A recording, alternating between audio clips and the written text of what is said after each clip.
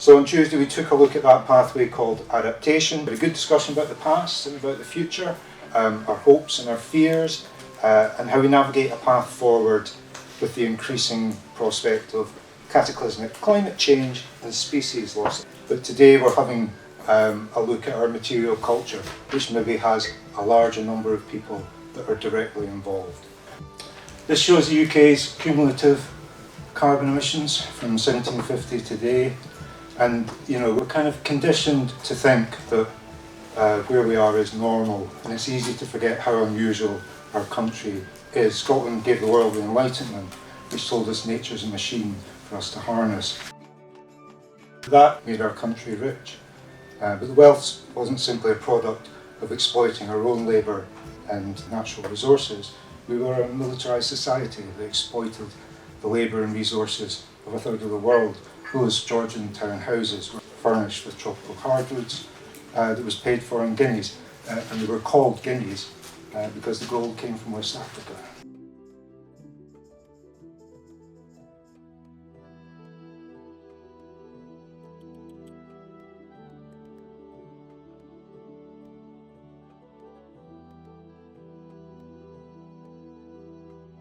By 2026, the EU, 27 and UK construction sectors use up their fair share of the carbon budget for 1.5 degrees. So within 1,000 days, all carbon emitted by our construction sector is essentially colonisation afresh. It is taking from the rest of the world that we have already stolen from. When we've talked about sustainability up to this point, what we've really meant quite quietly is damage control. So it's about going towards that regenerative. So how can what the activities that we do in the built environment do ecological and social good rather than simply not make things worse than they already are, because things are actually quite terrible. We cannot talk about a just transition in Scotland without recognising there can be no new oil and gas, and we've been told this by every climate scientist who knows what they're doing for the past 5 years. Scotland's greatest untapped resource is not North Sea oil, it's the transformational capacity of our homes, streets, neighbourhoods. We have all this infrastructure that is not working for us. Why not reimagine it and do it very differently?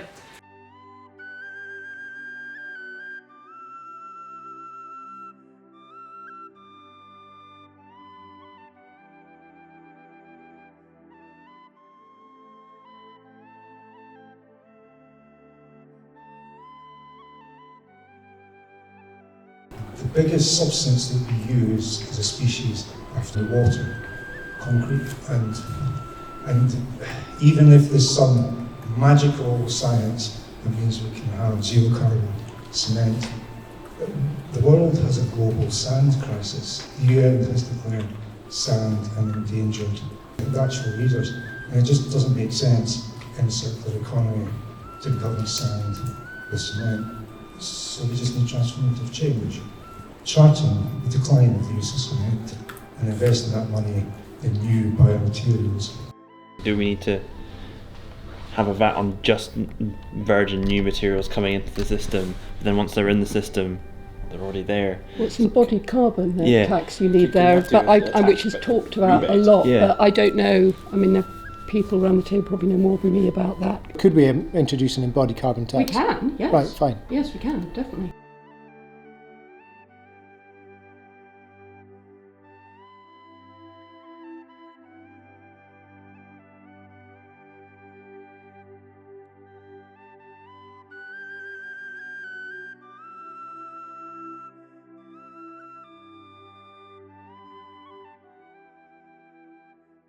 At the moment, we are building toxic pollution boxes, polybag wrapped, with arsenic in the timber we use, with cyanide in the insulation we use, with polythene wrapped around everything. The people who died in Grenfell died from cyanide poisoning, not the flames. It's going to be like the issue we've had with asbestos to the power of 100 in terms of how to take them apart, how to deal with them, how to try and safely tuck them away and detoxify the built environment. So this is how we build vapour open, exposed timber, massive timber, but we need to persuade our big industrial conglomerates that they need to add value to Scottish timber, not just turn it into pallets.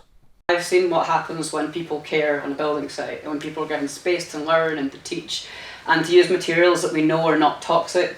This stuff is already happening. It's just about celebrating it and enacting this new materials culture. It is not simply going to be a case of we have these solutions, we're going to force them on people. All of this has to be invitational. We've seen what it looks like when we have an unjust transition. We've watched our agriculture be torn apart, we have seen shipyards shut down, we have seen mines closed, and we've seen what happens when people are left behind. Our office is working on a really kind of great project in Ulster, so just outside Belfast, the Ulster Folk Museum. So we've been looking at innovation in, for example, using straw bale construction. So straw bale cassette panels that can be fully demounted.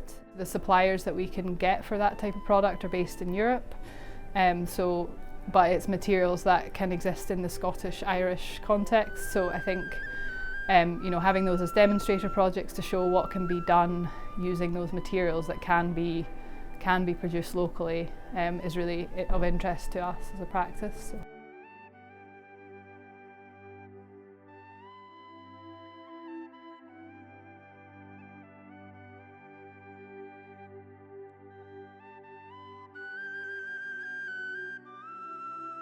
If architects are specifying materials, then that's what it will be built by, right? They would love to specify these materials, but often it's very cost driven by the clients. It's the clients that need to be educated, and yes, the architects need to educate the clients, but it's so cost driven, and there's also a focus on using very large manufacturers who are measurable, risk-free. So using small local companies, which we should be doing, it becomes difficult. I've got a conversation this afternoon with the landscape architects about how do we build this ramp without using concrete, and they're like so oppositional to it. Taking the circular economy, trying to get products in a consistent and volumetric manner needs a bit more flexibility in the system to allow something to still be taken as consistent. Rip up the BBA process, that's just way too expensive. Not for the sake of, I don't want to make more risk out of not having tested materials, but the process you have to go to get new things to market so that architects, clients, warranty providers, structural engineers will accept things that aren't concrete for ramps needs to be completely rethought.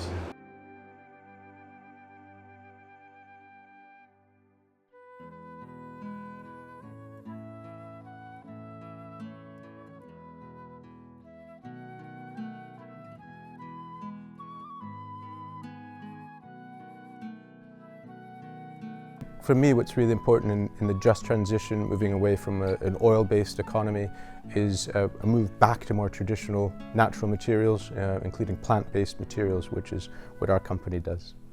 So Indi-Nature makes natural fibre insulation from materials like traditional hemp and jute and flax that capture carbon and they're good for people's health and good for buildings.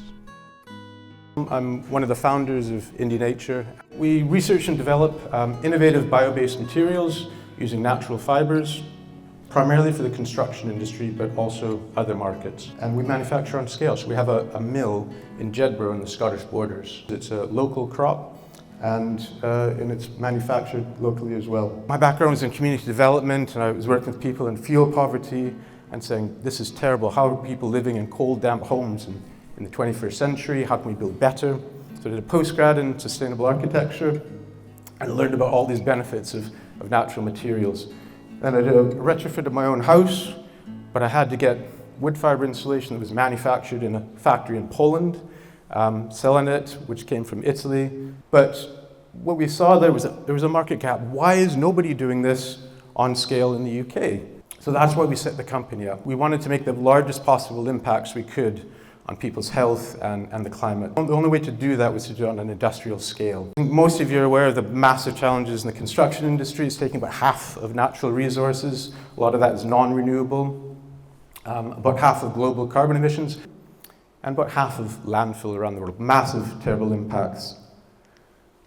So the solution that we have with our products is we're using fast-growing renewable resources.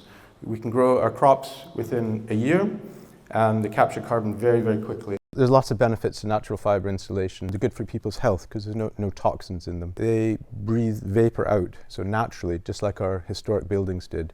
And they work in sympathy with historic traditional buildings, keeping them dry and healthy, keeping the stones dry and the timbers dry. Dundee used to have 100 textiles mills, 100 jute textiles mills. And they started as flax mills because flax was grown locally in Dundee. All that shifted to India eventually, cheaper labour, but also the jute was grown there. So it's also a good feeling knowing that we're reviving these natural traditional fibres in the UK. So we're growing the supply chain for hemp and flax. And we even hired some people who used to work on the old mills. We're involved with, so the guys are speaking this afternoon, we were talking about the new hemp insulation, and it's taken, I mean, in my terms, quite a long time to go from we've got something we've all worked out at the university to literally, I think it was last week, they finally got their full certification for this is a usable building product in Britain. It's terribly easy to keep doing the same thing, and it's very difficult to break that and go for the products which might be slightly more expensive but then cost less in terms of environmental impact.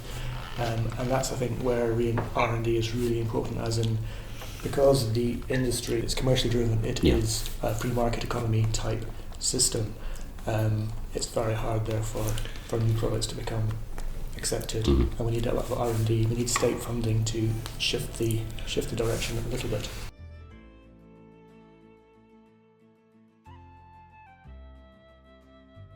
Find out who is required to speed that up, and then what is that conversation looking like, and ramping up the body of voices that are saying this is too slow. That's how we would respond to that. We need to try to find a way of stimulating relevant research and development.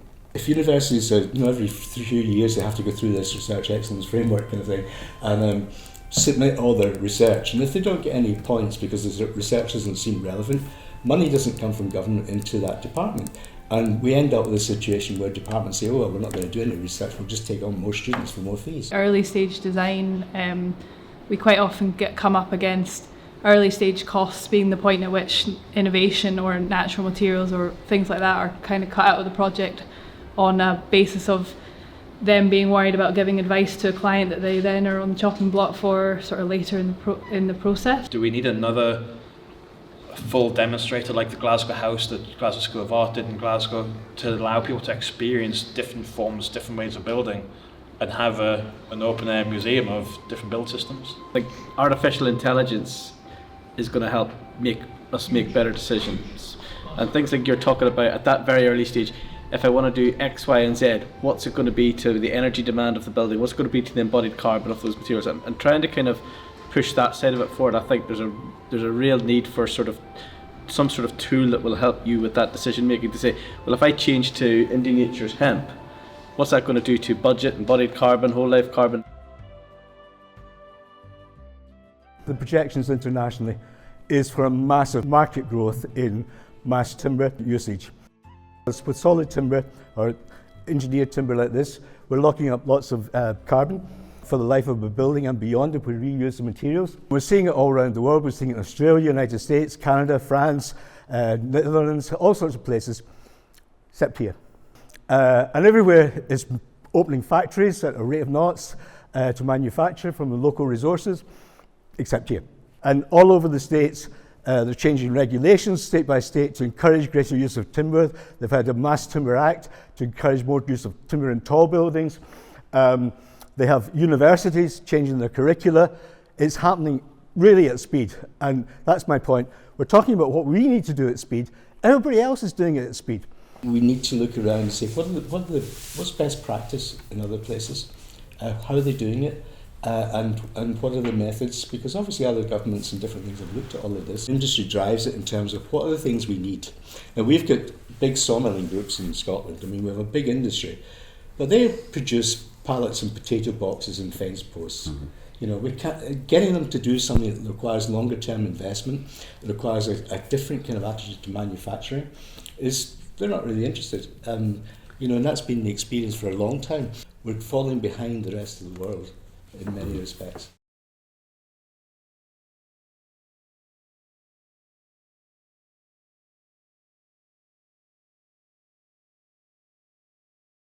We import more than 80% of our construction materials in timber, which is just crazy, and post-Brexit even crazier. We need regulations. Regulatory change is the one thing that the industry responds to, construction industry responds to, and it does take often regulations to force change to happen. The construction sector probably will continue doing what it's doing until a product or products come along which are cheaper. So I think you need the regulation and the incentives to sort of artificially shift that in the early stages in that first sort of 5 to 10 years, and then probably the sector's moved, the products are using a different, the education system's caught up and sort of is educating people in that way as well. In Germany and France and so on, you get paid euros per kilogram of bio-based materials that you're using. Hardwood LVL, laminated veneer lumber, is 3mm strips of wood. All the grain of the wood goes in the same direction, but when it's put together, it's a different kind of construction process, because you don't take a log and cut boards out of it. You unroll a log and peel it, and when you peel it, instead of the 65% yield you get from a log for normal building work, you get about 95%, so you're left with something like a broomstick at the end of the peeling process, and you get this continuous sheet. You can either cut into sections, or you can make very long panels of wood which can twist, turn, bend, go in all directions. In Scotland, we've got the biggest glue lamin LVL building in Britain, and if you haven't been up to Craigellachie to see the McAulay distillery, you really should, because it's in many ways the most advanced building technologically in this country.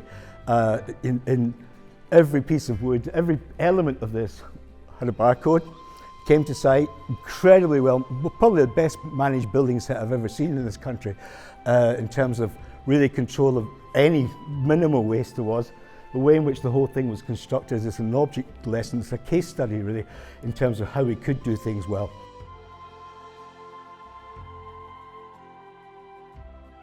These guys in Sweden have been experimenting with LVL to make very thick LVL, curved sections. Instead of, when we put wind turrets here, wind turbines, we see enormously long steel tubes getting transported around the country with great difficulty.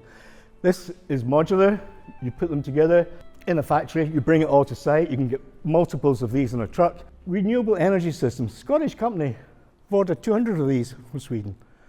We could be making them.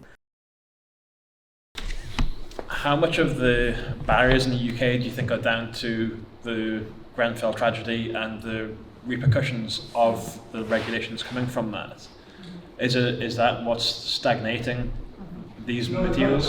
They were stagnating before Grenfell, but I think Grenfell introduced regressive legislation afterwards, and that more than any other industry affected the timber sector, because there was a lot of buildings going up in London that were mass timber up to 10 stories. We were leading the world in that side of things for residential structures. So legislation came in for England and Wales that said above 18 metres, the whole wall build-up had to be non-combustible. To show the paradox of regressive legislation, you can still build a 20-storey mass timber building in London if it's commercial. The rules only apply to residential structures.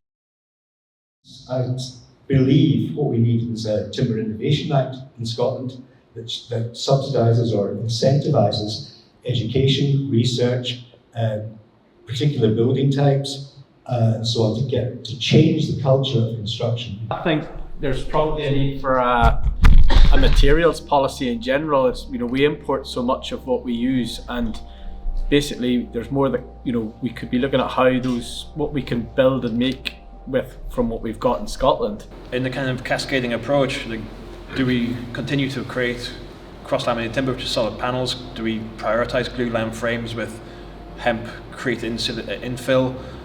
How do we cascade the materials in a way that they are most effectively being used for the performances they have? Because we can get a lot of crops of hemp and other materials out of the fields in the next 20 years where you've only got really one tree cycle. So everybody likes to talk about planting trees, but I'd much rather see that mix, see that crop, see the benefits that come from rural just transition and supporting farming communities and fishing communities rather than just the mass landowners who have a large forest.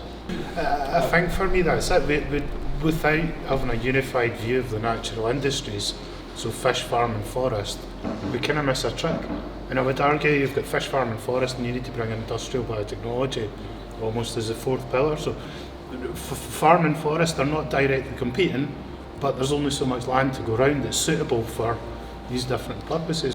We are now trying to compare these things and say, well, okay, yes, trees are good, hemp's good, but where? How much? And that exercise hasn't been done, and actually it's just starting to be, as far as I'm aware, Oxford University with some other universities are just starting to do the first matrix where you actually do start working out how much you need to be sustainable in food, to be sustainable in timber, and what should go where.